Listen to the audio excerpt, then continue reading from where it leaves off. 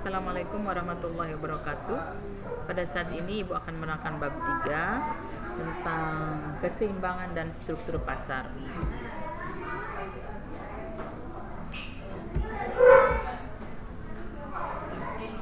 Terbentuknya harga pasar dan struktur pasar, di mana tentang permintaan dan penawaran terbentuknya harga di pasar, apa yang masuk permintaan, penawaran, harga dan pasar. Pembelajaran pada bab 4 adalah yang pertama, siswa mampu menjelaskan permintaan, kurva permintaan dan fungsi permintaan, mampu menjelaskan penawaran, kurva penawaran dan fungsi penawaran. Siswa mampu mendeskripsikan terbentuknya harga pasar, perubahan harga pasar. Siswa juga mampu mendeskripsikan elastisitas permintaan dan elastisitas penawaran.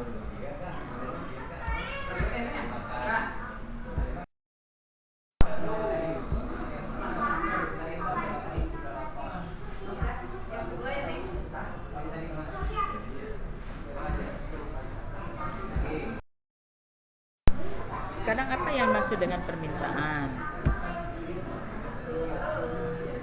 Permintaan adalah jumlah barang yang diminta pada harga tertentu dan waktu tertentu. Di mana dalam permintaan ada yang disebut hukum permintaan, di mana menyebutkan bahwa semakin rendah harga suatu barang, semakin banyak jumlah barang yang diminta. Sebaliknya, semakin tinggi harga suatu barang, semakin tinggi jumlah barang yang diminta.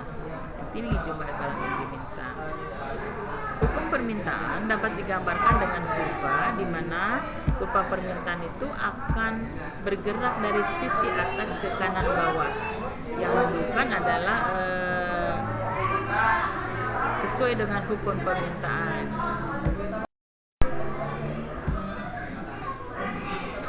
Yang kedua, yang selanjutnya ada fungsi permintaan.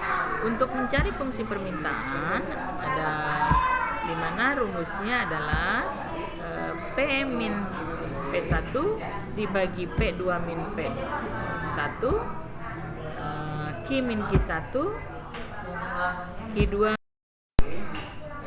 min Q1. Dalam hukum penawaran beda dengan hukum permintaan, di mana makin tinggi harga suatu barang, makin banyak jumlah barang yang akan ditawarkan produsen. Sebaliknya, makin rendah harga barang, maka sedikit jumlah barang yang akan ditawarkan oleh konsumen.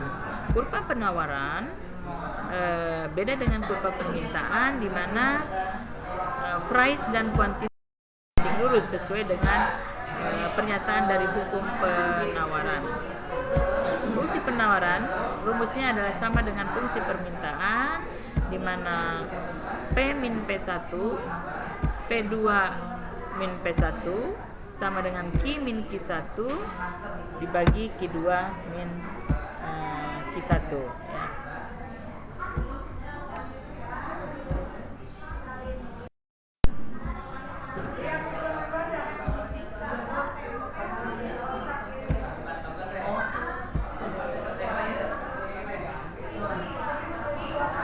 Harga pasar tersebut saat jumlah barang diminta sama di jumlah barang ditawarkan pada tingkat harga dan waktu tertentu.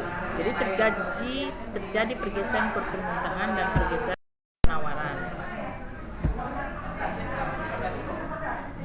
Selanjutnya adalah elastisitas. Elastisitas adalah tingkat kemuluran, artinya seberapa jauh pengaruh harga jumlah barang yang diminta atau ditawarkan. Selanjutnya ada pasar dalam perekonomian. Bagaimana peran pasar bagi produsen, konsumen, distributor, dan pemerintah dalam perekonomian? Apa peran itu dalam perubahan pasar? Yaitu dalam memperpendek jarak antara penjual dan membeli, menambah jangkauan pasar, biaya produksi lebih efisien, makin banyak produsen penjual, konsumen mudah memperoleh informasi tentang produk, dan persaingan pasar sangatlah ketat.